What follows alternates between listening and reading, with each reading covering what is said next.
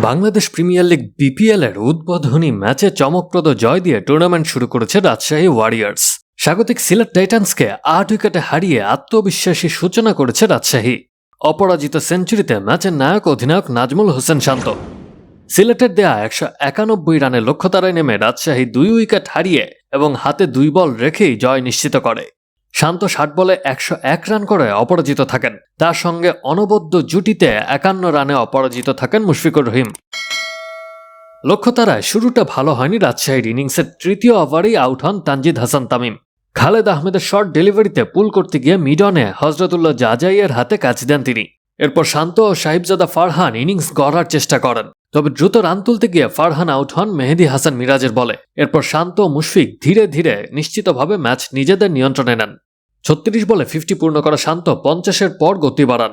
নাসুম আহমেদ ও মিরাজকে একের পর এক ৪ ছক্কা হাঁকান তিনি। ইনিংসের ১৭তম ওভারে ইথান ব্রুকসকে ছক্কা মেরে শান্ত মুশফিক জুটি শতক পূর্ণ হয়। শেষ ওভারে নিজের বিপিএল ক্যারিয়ারের দ্বিতীয় সেঞ্চুরি পূর্ণ করেন রাজশাহীর অধিনায়ক।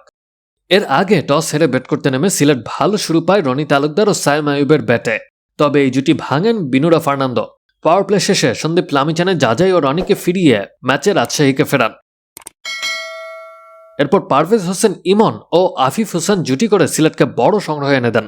ইমন অপরাজিত থাকেন ৬৫ রানে আর আফিফ ১৯ বলে করেন ৩৩ রান।